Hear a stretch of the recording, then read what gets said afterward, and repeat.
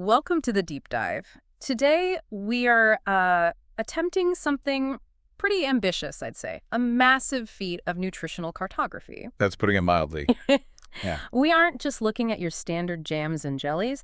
We have been handed, well, an exhaustive stack of intensely detailed nutritional fact sheets. Hmm. And these cover 11 different themed collections of fruit preserves. I mean, everything from like the high-performance sneakerhead Cape Gooseberry mixes to the functional, almost, I don't know, industrial military clementine range. Yeah, the themes are quite something. Yeah. But they do help frame the diversity here. Right. And this isn't just a data dump, it feels like an entire landscape. So the Yeah. mission is clear. Map every single nutritional peak, valley, and, well, anomaly Exactly. to provide you, the listener, the learner, with a complete instructional understanding of how these recipes fundamentally function, how the ingredients change everything. That's absolutely right. The goal here is really to drill down into the, let's call it, fundamental food chemistry. We need to move past that simple idea that a preserve is just, fruit and sugar. Because it's clearly not based on this data. Not at all. We're going to isolate the impact of all these added components, the rendered confits, the potent ferments, the specialized curds, the spice pastes, all of it. And see how they just completely rewrite the nutritional profile of whatever the base fruit is. Precisely. This is about mechanism, not just, culinary magic, though some of these combinations are pretty creative. Okay, let's unpack this immediately then, because every comparison, every stat, every functional claim we make today, it all hinges on one single core metric, doesn't it? It does. Crucial point. What's the rule we're following for measurement across this entire data set? Okay, so the standard serving size, and this is key for every single entry we analyze today, is consistently 1/4 cup or 60 grams. Right, quarter cup, 60 grams. Got it. This measurement is, well, it's the bedrock. It's the foundational element of this whole deep dive. Because the data provided stuck religiously to this standard, it means we can actually do a true comparative analysis. Which you often can't do when comparing products off the shelf where serving sizes vary wildly. Exactly. Here we can look at daily values, macronutrient ratios, everything without that interference. It lets us compare, say, a high-fat confit directly against a zero-fat shrub, apples to apples. Or, well, fruit to fruit, prepared differently. That clarity is absolutely critical. And before we start throwing around numbers, and there are a lot of numbers, we have to acknowledge the scope, right? Using the thematic categorization the sources gave us. Yeah, the themes, they're helpful, actually. We're navigating collections organized by themes like Cantaloupe River Journey, Chempedak Saturday Morning, Cherry Wrap Dynasty, Cranberry Exploration. There's boxing, cinema, string ensemble. Military, sneakerhead, hip-hop. Right.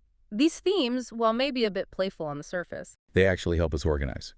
Because the sheer volume of unique ingredients and, importantly, the preparation types we're dealing with here is immense. Okay, so let's use them as sort of narrative guideposts as we dive in. All right, so when we first lay out the caloric map of this entire collection, the first thing that just jumps out at you is the sheer, frankly, shocking range in calories. It really is. It instantly proves that point you made earlier. The preparation method is vastly more influential on the final calorie count than the actual fruit base itself. Absolutely, it's night and day. I found the extremes to be almost, well, antithetical to the word preserve, as most people think of it. We're talking about going from something that's basically like a highly flavored water all the way up to something that rivals a pretty substantial snack or even a small meal component, and all in the same quarter cup volume. Let's start at the absolute bottom of that spectrum then. Where do we find the most minimalist entries? It's in the vinegar or shrub category. Right. Very low calorie. And the lowest we record, the absolute floor, belongs to that cantaloupe collection, the one labeled River Journey. It's the cantaloupe sage vinegar. And the number. It clocks in at a mere 6 calories per serving. 6. 6 calories. That is, that's practically zero in functional terms, isn't it? Pretty much. It renders it, like you said, highly flavored acidic additive. Maybe for cocktails, maybe marinades, perhaps some kind of digestive support. Yeah. It's an acid and flavor delivery system, not an energy source. That category is the baseline, followed pretty closely by another vinegar, the Chianti rice wine vinegar, which comes in at 35 calories, still very low. And the key mechanism here is just there's not much in it besides the acid, right? Low caloric density of the acetic acid, minimal residual sugar from the fruit infusion. Exactly. Now let's perform what you call the nutritional whiplash. Jump straight to the highest caloric density. Okay, brace yourselves. This territory is owned almost exclusively by the confit category. This is where rendered animal fats are infused directly into the fruit matrix. And we have a tie, right? For the absolute maximum calorie count we found in the data. We do. It's the cherry pancetta confit from the Rap Dynasty collection and the cranberry bone marrow confit from, I think it was the boxing collection. Yeah, sounds right. And they both hit. 295 calories per quarter cup serving. Okay, hold on. 295 calories in a preserve. Let that sink in. It's huge. That's more calories than, I don't know, many candy bars, several apples, all packed into just 2 fluid ounces of product.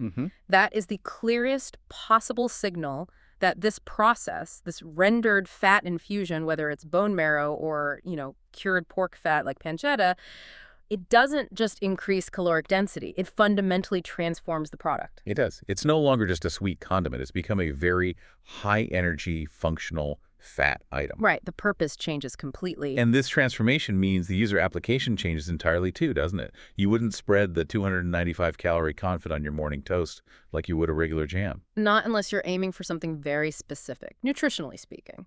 You're functionally substituting this preserve for, say, a pat of butter or a scoop of lard or bacon fat and some kind of savory application, or maybe a finishing glaze. And the mechanism is just basic chemistry, isn't it? Simple math, really. Fat provides 9 calories per gram. Carbohydrates and protein provide 4. So when you replace, say, 90% of the sugar content with fat. The caloric density just skyrockets. Makes sense. Okay, but we do need to pause for a second on what the outline calls the cantaloupe anomaly. This is from that River Journey collection again. Ah, yes. This was strange. While the sources were incredibly detailed, almost overwhelmingly so everywhere else, Right. for the cantaloupe base specifically, they only provided the calorie counts, not the complete macronutrient breakdown. Total fat, carbs, protein. Which Which means we can't conduct the same detailed macro comparisons for this specific fruit base. We know the calories, but not exactly where they're coming from in terms of fat versus carbs. it's an interesting gap in the data, yeah. But that cantaloupe data still provides some crucial information, especially about how non-fat ingredients can drive caloric increase too. True. The range is still enormous, even without the full macro breakdown. It goes from that 6-calorie cantaloupe sage vinegar all the way up to the cantaloupe pancetta fat confit, which reaches 225 calories. So it's still very high, even if not the absolute peak of 295. Right. And within that cantaloupe range, we see other interesting flavor pairings that push the calorie counts up significantly without relying purely on rendered animal fat. Good point. Like what? Well, there's the cantaloupe miso caramel sauce. That hits 105 calories. Okay, so that suggests high sugar from the caramel, obviously, but maybe also some fat and sodium coming from the miso paste itself. Plausible, yeah. Then there's the cantaloupe roasted poblano car. That's 145 calories. A char. That often involves oil, right? So indicating added oils used in that spicy paste-making process. Likely. And finally, the cantaloupe goat cheese curd is 185 calories. Which clearly shows the impact of adding dairy fat and protein. Exactly. So these cantaloupe examples, even with incomplete data, they prove that calorie accumulation is, well, it's a gradual ingredient-driven process. It happens even before we hit those absolute extremes of the pure fat confits. Okay, good clarification. Let's pivot now to the carbohydrate axis, because for most consumers, when they think preserve, they think sugar, right? So carbs are usually the first metric they look at. Absolutely. And we see a very clear, very definitive split here based almost entirely on the preparation category. Predictable? Maybe, but the numbers are still stark. Definitely. Your traditional jam, jelly, or syrup is going to be just overwhelmingly dominated by carbohydrates and almost entirely in the form of simple sugars. Let's look at an extreme example. You mentioned one from the cranberry collection. Yeah, the cranberry ghost pepper jam. This one is, well, it's an outlier even among jams. It has an astounding 48 grams of carbohydrates in that single quarter cup serving. Wow, 48 grams. And how much of that is sugar? 44 grams of total sugars. Okay, so nearly all of the carbs are just straight sugar. That is, what, nearly 200 calories coming just from simple sugars? Pretty much, yeah. 44 grams times 4 calories per gram, 176 calories just from sugar. And that pushes the carbohydrate daily value contribution way up, over 17% from that one small serving. The functional purpose there is clearly maximum sweetness, maybe maximum immediate energy delivery. Right. Designed to be used presumably in very small quantities to deliver that intense sweet heat punch. But then, as you said, when you pivot to the high protein or especially the high fat applications like those confits we just talked about, The carbohydrate and sugar content just plummets dramatically. Yeah. It often completely reverses the macro profile. Okay, let's take an example. The Chiodi pancetta confit. We know it's high calorie, high fat. What about the carbs? Because this preparation uses such a massive ratio of rendered fat to the coyote base, the carbohydrate content dips way down. It comes in at just 4 grams of carbs total. 4 grams compared to 48 in the ghost pepper jam. And the sugar. A minimal 2 grams of sugars. So it's essentially a low-carb, high-fat, savory additive, completely different nutritional world. Totally different. And this contrast also lets us look a bit closer at fiber content across the categories. Right, because fiber is part of total carbohydrates, but it behaves very differently in the body. Exactly. Your jellies and syrups, because they've usually been strained or cooked down extensively, they typically have minimal fiber, maybe 1 or 2 grams per serving, if that, often 0. But when we look at things like compotes or chutneys, or especially the fruit leathers, We start to see significant retention of the fibrous matter from the fruit. do we have an example? Sure. The Chempedak Lemon Verbena Compote from the Saturday Morning Collection, that one hits 3 grams of fiber, which is about 11% of the daily value. Okay, so not super high, but definitely more than a jelly. Right. It indicates that using more intact, chunky fruit components, like you would in the compote, it definitely helps preserve that fiber content compared to just using the juice or a smooth puree. We'll see much higher fiber numbers later when we talk about specific ingredients like seeds and beans. Okay, so since fat seems to be the primary driver of those massive caloric extremes we saw, let's dedicate some serious time now to mapping its distribution across these collections. Good idea. It's a really diverse landscape. We established that baseline, right? The vast majority of standard preserves your basic jams, jellies, reductions, shrubs. They sit at a very low-fat baseline, usually 0 grams, maybe, occasionally 1 gram of total fat per serving. That baseline is crucial to keep in mind because anything significantly above that baseline means ingredients have been consciously, deliberately introduced to modify the nutritional profile, specifically by adding fat. And those additions usually come via nuts, seeds, dairy, or those rendered animal fats we keep mentioning. Precisely. And this is where the functional design of these preserves truly begins. The fat isn't accidental, it's intentional. All right, let's start with the recipes designed around healthier, unsaturated fat contributors. These seem to fall into the curd, paste, and conserve categories looking at the data, and this is where we start seeing beneficial omega-3s pop up. Yes, the nut-based recipes are fantastic providers here, especially for heart-healthy fats. The sources specifically highlight a couple. First, the cherry walnut preserves, which is part of that Wrap Dynasty collection. Okay, cherry walnut. What's the profile? It delivers an impressive 16 grams of total fat per serving, which is significant, already placing it way above the baseline. 16 grams. And the key fatty acid. Most importantly, the highlight is 2.6 grams of omega-3 ALA, alpha-linolenic acid. ALA, okay, that's the plant-based omega-3. Exactly. And there's a parallel recipe in the Cloudberry collection, the Cloudberry Walnut Preserves, very similar profile. 16 grams of total fat and 2.5 grams of omega-3 ALA. So both are delivering a really powerful functional benefit, right? Getting a critical essential fatty acid, the ALA, in a format you wouldn't normally expect a fruit preserve. Absolutely. It's a clever way to incorporate those beneficial fats.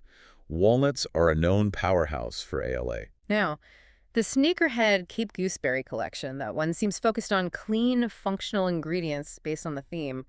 It contributes a really unique recipe here too, doesn't it? It does. The Cape Chia Seed Paste. Chia seeds, okay. Another omega-3 source? A great one. This paste comes in at 7 grams of total fat, which is lower than the walnut preserves, but it provides 2.1 grams of total omega-3 fatty acids. It's still a very respectable amount. Definitely. And remember this one. It's not just an omega-3 powerhouse. It's also one of our high-fiber champions, thanks to those chia seeds.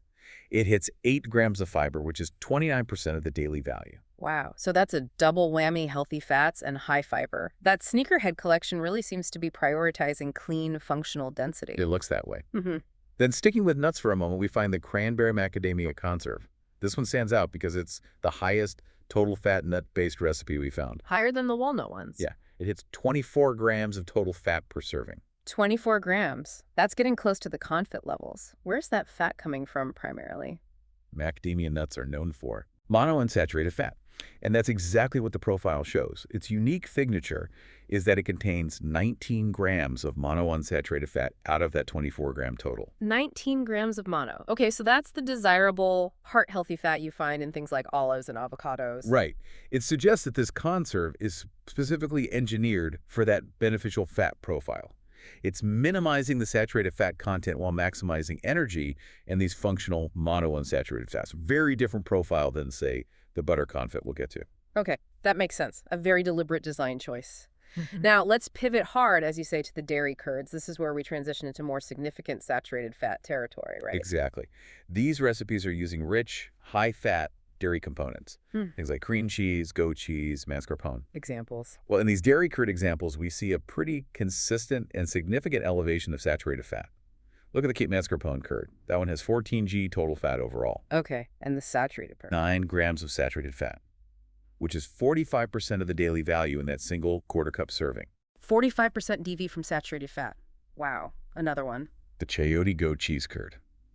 Similar total fat, 15 g. But the saturated fat is even higher, 10 grams of saturated fat. Which pushes the daily value to 50% DV. Half your daily allowance from saturated fat in that small serving. And there was one more, I think. Chempedak? Yes, the Chempedak cream cheese curd. Ow. Almost identical numbers. 16 g total fat, again, 10 grams of saturated fat, also 50% DV. What's fascinating here is how this preparation method, adding the rich dairy, completely transforms the preserve, doesn't it? It becomes this really rich, savory spread, or maybe a dessert component. Absolutely. The dairy component, the cream cheese, the goat cheese, whatever it is, it becomes the primary nutritional driver.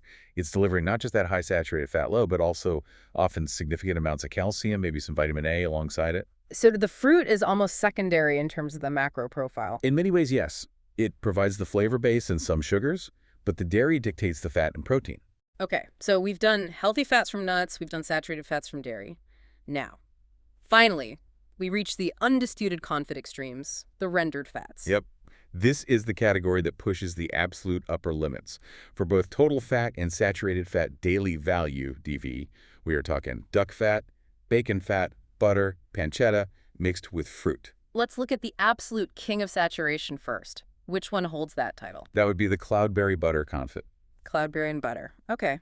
What are the numbers? Prepare yourself. This recipe contains an astronomical 27 grams of total fat per serving. That's 35% of the daily value for total fat. 27 grams, okay, high total fat, but the saturated fat is the real story here, isn't it? It is. Critically, it has an exceptional 17 grams of saturated fat. 17 grams saturated. What percentage DV is that? That is 85% of the daily value for saturated fat. 85% in 1/4 cup serving. It's stunning. It really is. Yeah. To put that in perspective, you're consuming the saturated fat equivalent of, what, almost 3 scoops of premium ice cream? Maybe more. Easily.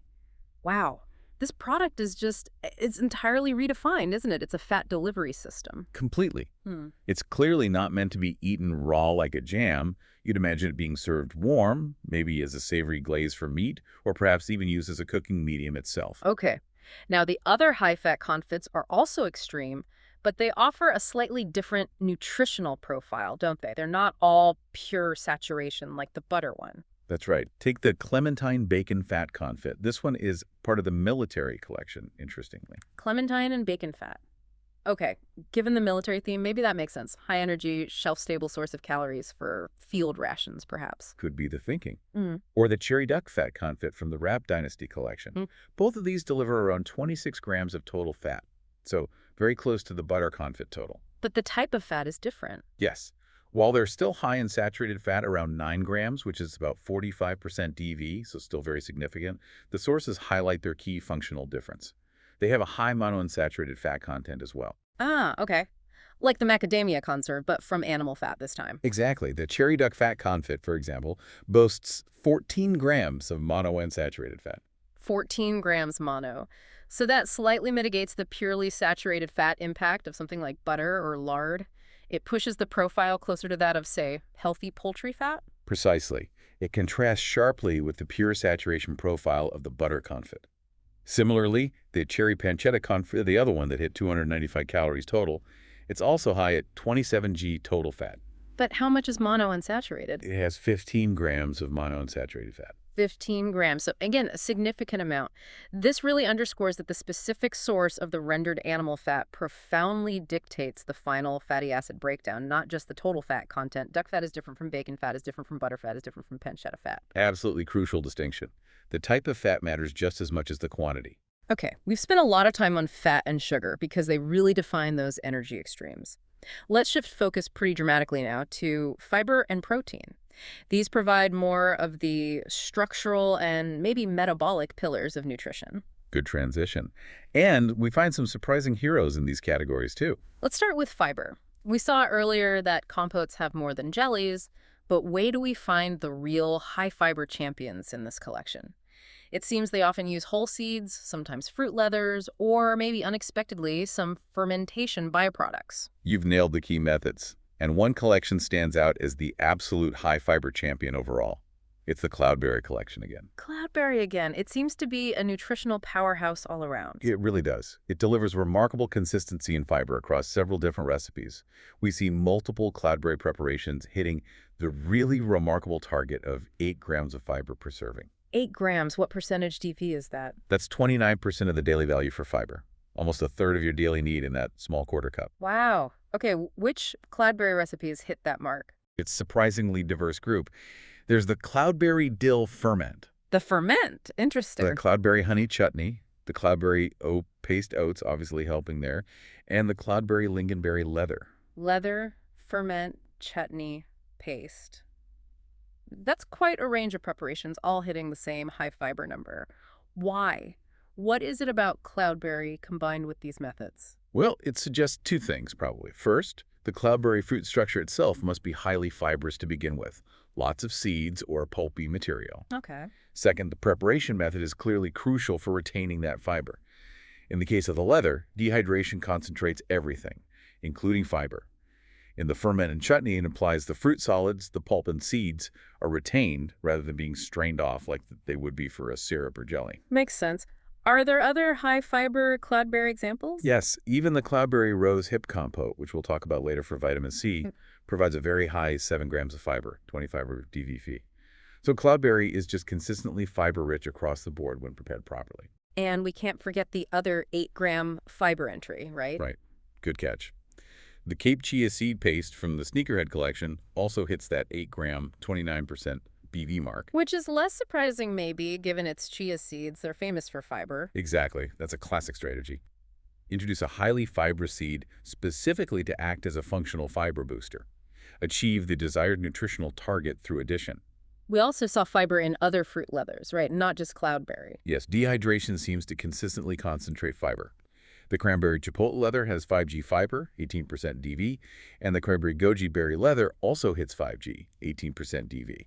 So leathers are generally a good bet for retaining some fiber. Okay, interesting. Let's move from fiber to protein. This is where the non-fruit ingredients really change the game, isn't it? Absolutely. If you just have fruit and sugar, like in syrups and jellies, the protein is predictably low, usually 0 grams, maybe 1 gram max. Right. We saw the dairy curds elevate protein modestly, thanks to the cheese base, maybe 4 to 6 grams per serving, something like that. Okay, so a little boost from the dairy. But the significant protein counts, the ones that really stand out, they come from deliberate, often non-traditional additions, things like legumes, tofu, or even meat components. Okay, let's talk about the protein leaders then. Where do we see the highest numbers? The outline mentions a cherry black bean paste. Yes, that's part of the Wrap Dynasty collection, cherry and black bean paste. It delivers a significant 8 grams of protein per serving. 8 grams from a preserve, that's quite high. It is. And that Wrap Dynasty theme often seems to suggest complexity, maybe depth of flavor, and here we see complexity added nutritionally, pairing a sweet fruit like cherry with a savory legume like the black bean. It immediately boosts not just protein, but probably fiber and iron content simultaneously, right? Exactly. It's a multifunctional addition. What else hits that 8-gram protein mark? Surprisingly, maybe, the chayote pancetta confit also hits 8 grams of protein. The confit. We talked about its high fat and calories, but high protein too. Yeah. This protein is purely driven by the cured meat component, the pancetta. Pancetta is mostly fat, yes, but also a decent amount of protein. It just reinforces that idea that this particular product is really a hearty, savory, almost meat-based spread, not just flavored fat. Okay. Any other major protein contributors? Yes, there's one that's perhaps the most sophisticated protein entry in the whole collection. It's the cranberry silken tofu curd from the boxing collection. Cranberry and tofu. Okay, intriguing combo. How much protein? It provides 7 grams of protein, so just slightly less than the black bean paste in the pancetta confit. But There's a but. there's a key highlight noted in the source material for this one. It contains high isoflavones, and critically, it's classified as a complete protein. Complete protein. Okay, that's huge, nutritionally speaking. What does that mean again? A complete protein contains all 9 essential amino acids that the human body needs but cannot produce on its own. We have to get them from diet. And for a fruit preserve, or curd, in this case, to achieve that status by incorporating silken tofu. It means this product is actively designed as a functional nutritional supplement, maybe aimed at muscle repair and maintenance, which fits that boxing theme perfectly, doesn't It it? really does. Purpose-built nutrition. Furthermore, that high isoflavone content is also crucial. Isoflavones are phytoestrogens, plant compounds often associated with potential benefits for bone health, maybe hormone balance, though that's complex. So this isn't just a preserve with some tofu mixed in. It's clearly a vehicle for delivering specific, targeted phytonutrients and a complete amino acid profile, all in a palatable, cranberry-flavored format. Precisely. It's functional food design. This focus on specific nutrients leads us directly to the folate powerhouses, doesn't it? And it seems the black bean inclusion proves its worth again here. It does. Folate, also known as vitamin B9, is absolutely critical. The source context reminds us for basic cellular function, DNA synthesis, and tissue growth, especially important during periods of rapid growth. And the Chayote collection overall was flagged for having significant natural folate content just from the chayote vegetable base itself, right? That's correct. Chayote is a good source. But the star performers for folate are definitively those black bean recipes we mentioned for protein. Okay, so the chayote black bean paste, what's its folate number? It delivers 85 micrograms of folate, which is 21% of the daily value. 21% DV for folate, that's significant. And the cherry black bean paste. It goes even higher, 95 micrograms of folate, hitting 24% DV, nearly a quarter of your daily folate needs. This is just a classic example of nutritional engineering, isn't it? You take a base fruit, you identify a nutritional target, in this case folate, and you select a pairing ingredient, the black bean, specifically to boost that key micronutrient. Exactly. The bean is leveraged not just for bulk or fiber or protein, but very specifically for its high folate content. It transforms these preserves into targeted dietary aids, potentially supporting things like blood cell formation and healthy cell division. Really highlights how versatile these preserves can be when designed with nutritional function in mind. Okay, so if the confit category represented the extreme high-calorie, high-fat end of the spectrum, then the fermented category represents the extreme high-sodium end. Often, this comes coupled with a significant probiotic content as a trade-off. Right. This is where we're talking about preparations using things like kimchi base, gochujang paste, traditional dill brine fermentation, miso paste. All inherently salty processes. And this is where we find, as the outline calls it, the most volatile element in the entire collection, sodium. The nutritional spread here is just, well, it's unbelievable, frankly. It really is. While some standard preserves, maybe a simple jelly, might sit at 5 or 10 milligrams of sodium per serving, practically zero. The fermented varieties can easily provide an entire day's recommended maximum intake, or sometimes considerably more. We have to build up to the absolute outlier here. The most intense, most extreme sodium entry in the entire catalog. Which one is it? That title belongs to the cloudberry dill ferment. Cloudberry again. Showing up in extremes. Okay, Yeah. What's the number? And the number is, well, it's genuinely terrifying from a public health perspective if misused. It contains an astounding 2,680 milligrams of sodium. 2,680 milligrams. Let's put that in context. What's the daily recommended limit for sodium? Around 2,300 milligrams. Exactly. So 2,680 milligram represents Precisely 117% of the daily value for sodium in a single quarter cup serving. 117%. So you consume one serving of this, and you've already exceeded your entire sodium limit for the day. The consumer must understand this is not a sweet spread you slather on toast. It's effectively a brine-soaked, highly preserved, intensely seasoned product. Right. The sodium content just entirely dominates the nutritional profile, meaning this has to be treated as a specialized seasoning agent, maybe like capers or anchovy paste, not as a regular condiment. Absolutely. The functional assumption must be that this ingredient is intended to be used in, like, teaspoon amounts, maybe to flavor a soup or dress very savory salad, or perhaps serve as part of a cooking brine for meat or fish. Definitely not eaten by the spoonful or bowlful. Certainly not. Now, I have to maybe push back slightly here, or at least question the implication. Is the source material implying that consuming over a full day's DV of sodium in a preserve is somehow okay or intended, or is this purely an analytical finding based on that standardized measurement? I think it has to be interpreted as purely analytical. Yeah. The standardized quarter-cup serving size is incredibly useful for comparison, but in cases like this, it reveals the sheer density of the sodium in the product. It's highlighting the intensity, not necessarily recommending that serving size for consumption. Okay, that makes more sense. It's revealing the potential hazard if not used appropriately. Exactly. It's a handle with care kind of number. Let's put that massive outlier in context with the other high sodium ferments, though, because even if they're not 117% DV, they're still remarkably high across the board. They really are. Take the cranberry miso ferment. That one comes in at 1,620 milligrams of sodium. 1,620 milligrams. That's still 70% of the daily value. Hugely significant. And the cherry miso ferment is very similar, actually slightly higher. 1,680 milligram, which is 73% DV. Okay, so miso consistently brings massive sodium. What about kimchi and gochujang bases? Same story. The Chempedak kimchi ferment is 1,520 milligrams, 66% DV. And the chayote gochujang ferment is 1,450 milligrams, 63% DV. So it seems universally true. Any recipe relying on miso, gochujang, traditional kimchi fermentation, or a heavy dill brine is going to be fundamentally defined by its extreme sodium level. It's inherent to the process. It is. But importantly, we also see from the data that fermentation isn't the only source of sodium extremes. Some other savory, spicy preparations can compete. Right. You mentioned the mustardas. Those are the mustard-based preserves, often sweet and spicy in the acars. They also contribute significantly to sodium load. Exactly. Look at the cranberry harissa mustarda. Harissa paste itself can be quite salty. This mustarda has 1,280 milligrams of sodium, 56% DV. Over half the daily value again. Another mustarda. The Cape Cardamom mustarda, it's close behind at 11,180 milligrams, 51% DV. So these savory spice preparations, they inherently require, or at least often use, large amounts of salt for balancing the flavor, achieving the right texture, and for preservation. And we should loop back quickly to the confits again too, right? Because while we focus heavily on their fat content, They're often heavily seasoned as part of the curing or rendering process. the cherry pancetta confit, for example. That one contributes 11,120 milligrams of sodium, 49% DV, nearly half the daily value again.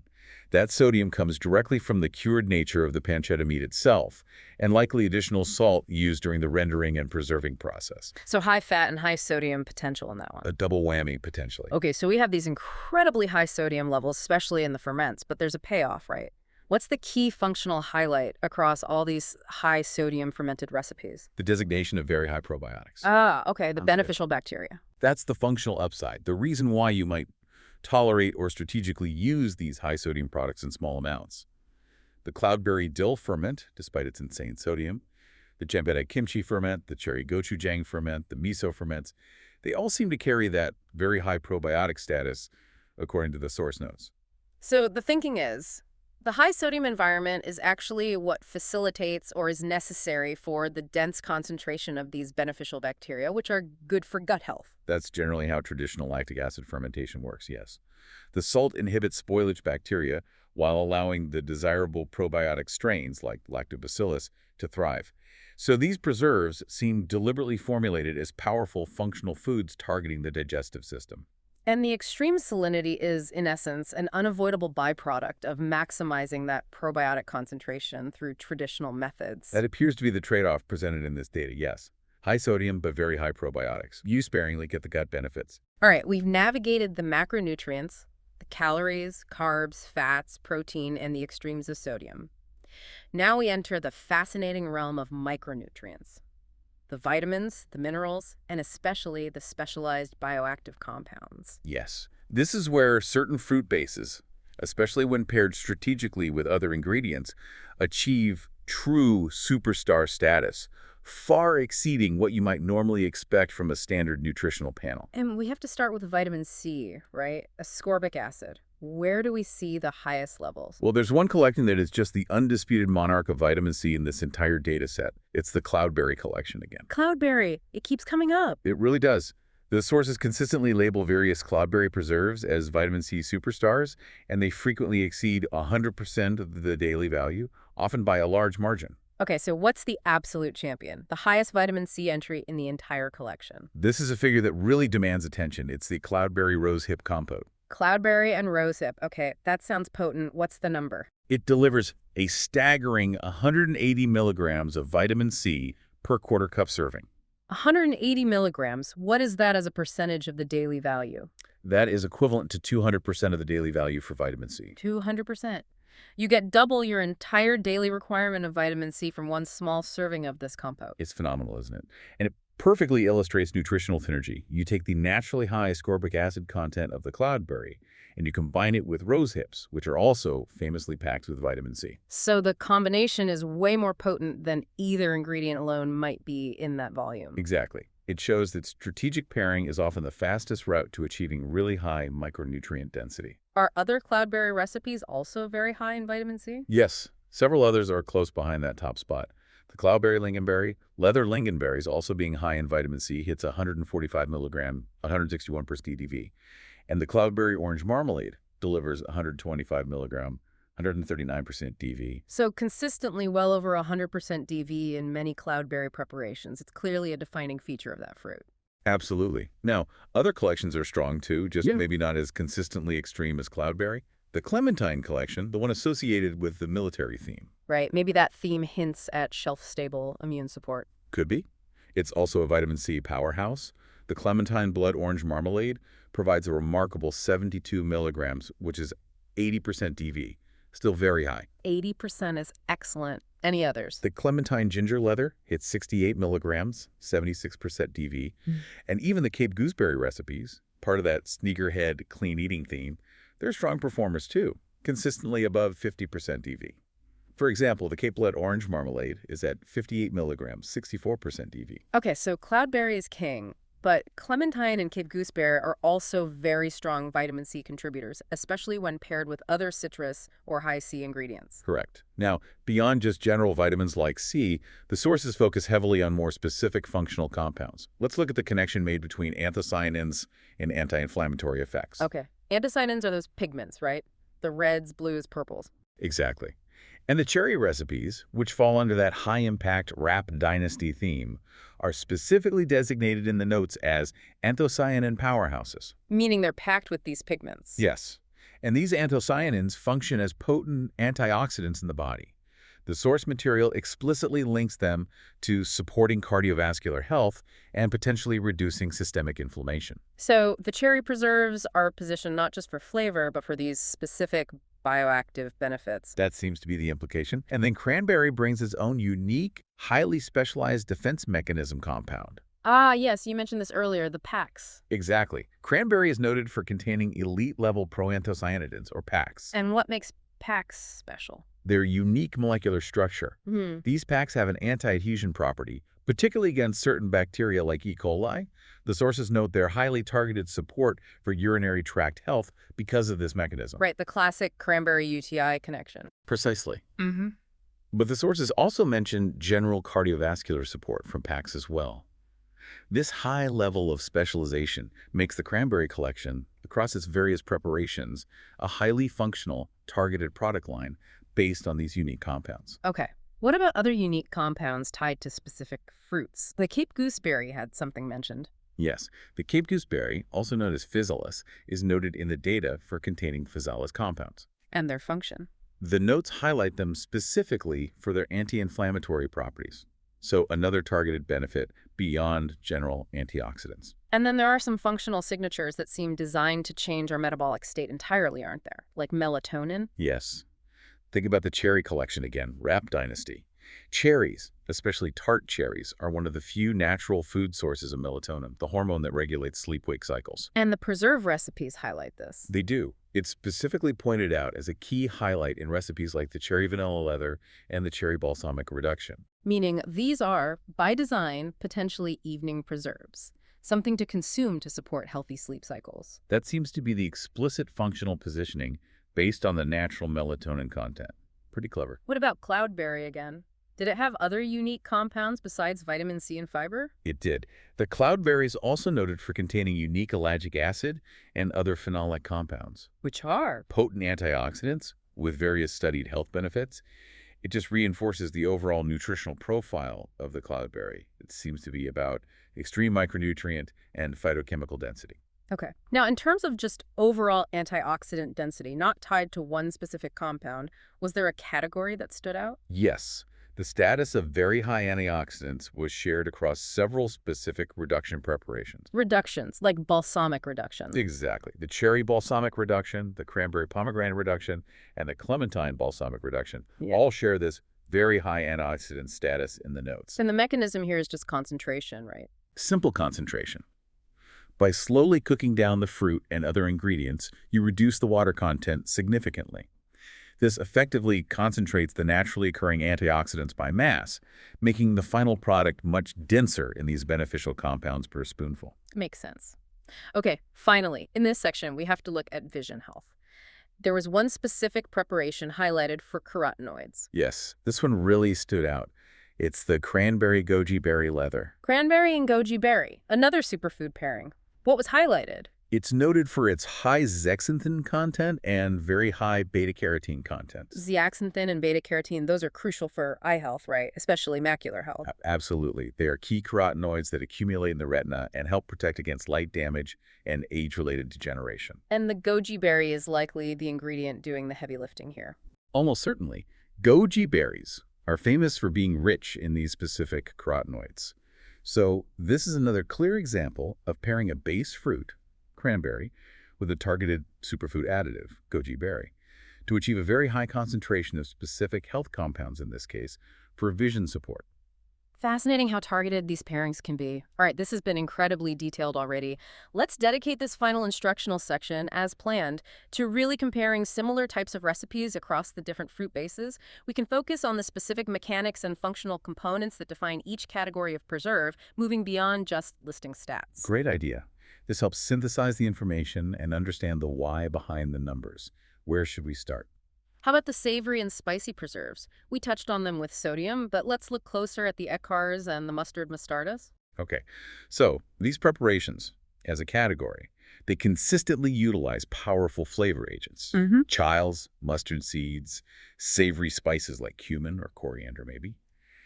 And this consistently results in higher fat profiles, especially Eckhars, which often use oil, and higher sodium profiles compared to simple sweet jellies or jams. We can even try to compare the capsaicin content, right? That's the compound responsible for the heat sensation from Chiles. The sources seem to categorize the heat levels. They do give some qualitative indicators. For instance, the cherry ghost pepper jam is explicitly categorized as having an extreme heat level. Ghost peppers being notoriously hot, that makes sense.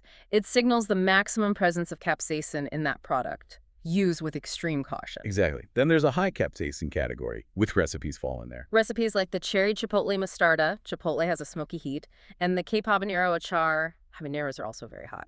Okay, now let's re-examine one HR we mentioned briefly before, the Chianti Scotch Bonnet HR. Scotch bonnets are also in that habanero heat range. But what was interesting about its nutritional data, besides the heat, it had an unusually high fat content for a savory preserve that wasn't a confit. It showed 12 ghee total fat and significantly 10 grams of saturated fat, 50% DV. Right. This demonstrates that Eckhars, as a preparation category, often involve using substantial amounts of oil, sometimes saturated oils like coconut oil, depending on the regional recipe in their creation. That oil fundamentally changes the macro profile, pushing saturated fat up, quite independent of the child's heat level itself. So an Eckhar isn't just spicy fruit paste, it's often an oil-based spicy fruit paste. Good distinction. And sticking with the spicy theme, the sources also point out another type of pungent compound, specifically in the mostarda recipes. Ah, yes, the allyl isothiocyanate. Right. This compound is highlighted in recipes like the cranberry harissa mostarda and the Chempedak sriracha mostarda. Look. Was allyl isothiocyanate. It's responsible for that sharp, almost nasal-clearing pungent heat you get from crushed mustard seeds, horseradish, or wasabi. It's an enzymatic reaction. Exactly. So highlighting its presence indicates a specific type of heat and sensory experience. That sharp mustardy bite distinct from the capsaicin burn of chales. It tells you something about the texture and flavor profile beyond just spicy. Okay, let's shift gears from spicy to acidic, the vinegar, syrup, and reduction category. We know the vinegars are low calorie, but let's look closer at acidity and concentration mechanics. All right. The sources provide a very consistent overview for all the fruit-infused vinegars mentioned. Cherry, Cape gooseberry, Chempadac, clementine, cranberry. Regardless of the fruit base, whether it's the Cape Champagne vinegar or the cherry rice wine vinegar or the cantaloupe sage vinegar we started with. They are all consistently noted in the data sheets for containing precisely 5% acetic acid. 5% acidity. That's a standard level for culinary vinegars, right? For shelf stability and flavor balance. Exactly. And they're also all noted as being probiotic present. Okay, so not necessarily high probiotics like the ferments, but indicating that the vinegar mother or live cultures were likely involved or present. That seems to be the implication. Yeah. So the key takeaway for all these vinegars is they offer that very low caloric cost, the potential digestive benefits associated with acetic acid, and some baseline probiotic presence, all within that standardized 5% acidity framework, regardless of the specific fruit used for infusion. Good summary. Now let's compare the concentration methods. Reductions versus gastriques. They sound similar but might have different goals. They do seem distinct. Reductions, like the cherry balsamic reduction, which we noted had 105 calories, seem to be made by long, slow cooking to evaporate water. Resulting in a very dense, highly concentrated product. And we saw this often correlates with that very high antioxidant status simply due to concentration. Right. Gas streaks, on the other hand, like the cherry pomegranate gas streak, slightly higher at 105 calories, also involve reduction, but often seem to emphasize a specific flavor additive that brings its own nutritional profile or compounds. In this case, the pomegranate. Exactly. This particular gas streak highlights the presence of punicolagens, Good char. specific potent antioxidant compounds found abundantly in pomegranates, often linked in research to gut health and anti-inflammatory effects. So the gas streak seems to be about showcasing that added functional ingredient via concentration. Interesting distinction. Okay, how about the syrups? This category seems rich with specific flavor-based functional compounds mentioned. Yes, it's not just about sweetness. For instance, the cherry lavender syrup or the cloudberry lavender syrup specifically highlight the presence of linalool. Linalool is the aromatic compound prominent in lavender, known for its calming scent, right? Precisely.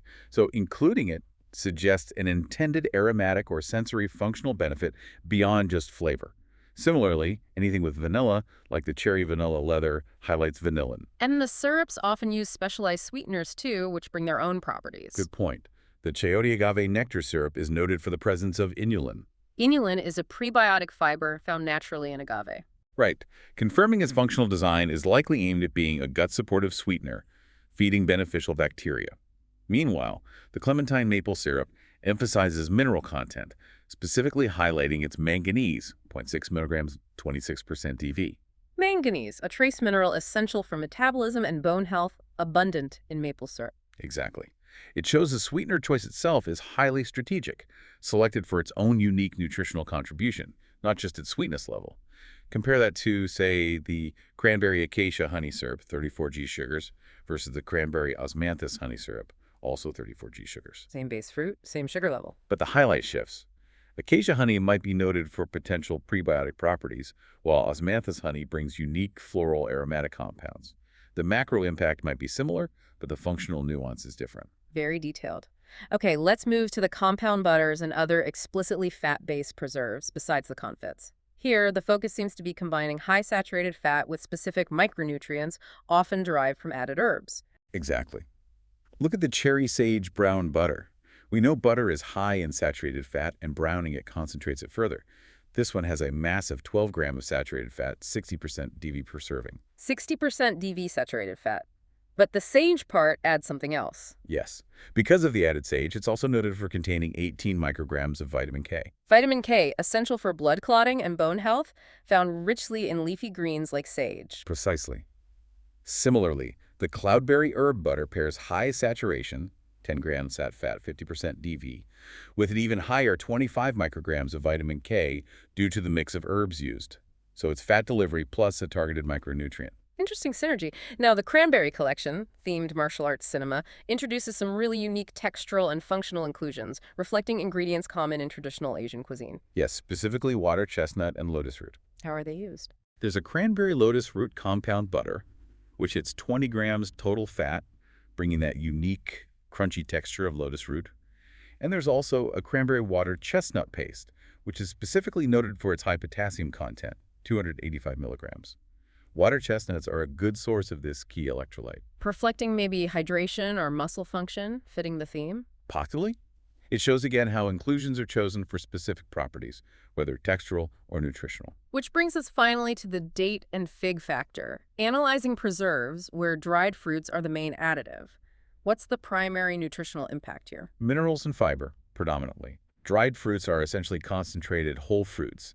This makes them potassium champions in this dataset. Which recipes stand out for potassium from dried fruit? The cherry dried fig preserves and, interestingly, the cranberry plantain chutney.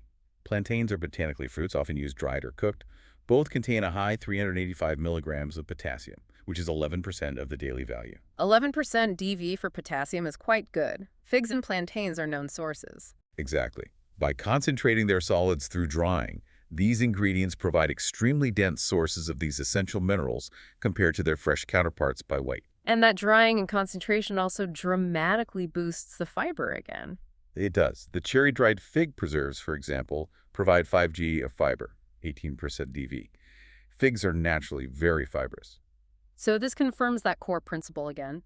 The specific pairing ingredient, whether it's nuts, seeds, dairy, meat, beans, herbs, or dried fruit, often dictates the final mineral, fiber, protein, and even fat profile of the preserve, sometimes overwhelming the nutritional contribution of the fresh base fruit itself. That's a perfect summary of the mechanism.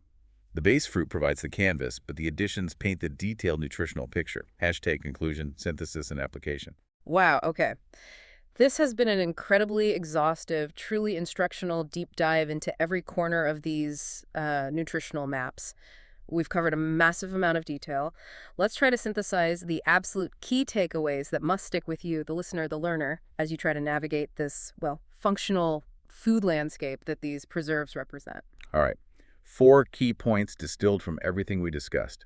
First, and maybe the most critical takeaway, the preparation method, whether it's a ferment, a confit, a curd, a leather, a reduction, dictates the macro health profile far, far more than the base fruit itself. Yeah, that came through loud and clear. We saw products made from the same fruit, like cloudberry or cherry, ranging from practically 0 calories all the way up to nearly 300 calories per serving, based solely on how they were processed and what was added. Absolutely fundamental. Second key takeaway. Sodium levels are the most volatile and potentially extreme element in this entire collection. Definitely. Ranging from negligible amounts, like 5 or 6 milligrams in some simple preserves, up to that truly startling 2,680 milligrams, 117% DV, in the cloudberry dill ferment.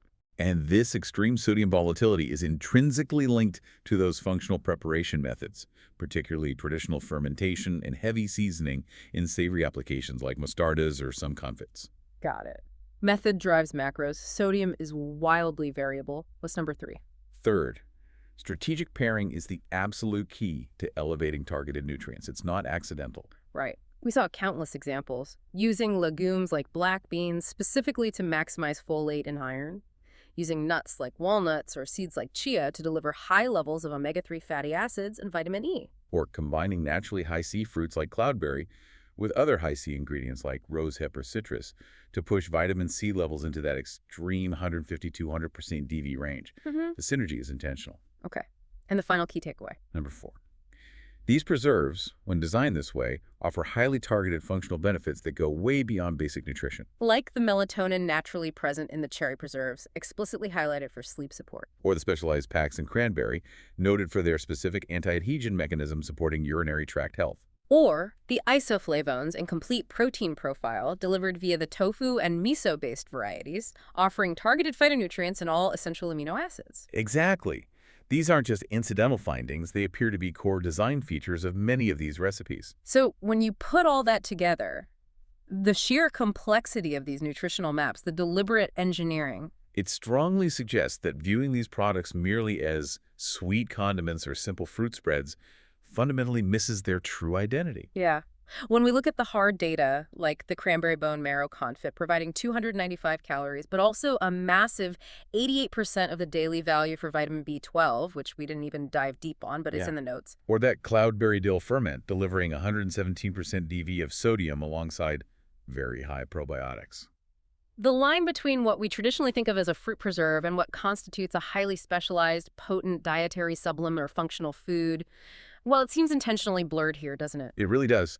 The creators seem to be using the familiar format of a preserve as a delivery system for much more complex nutritional payloads.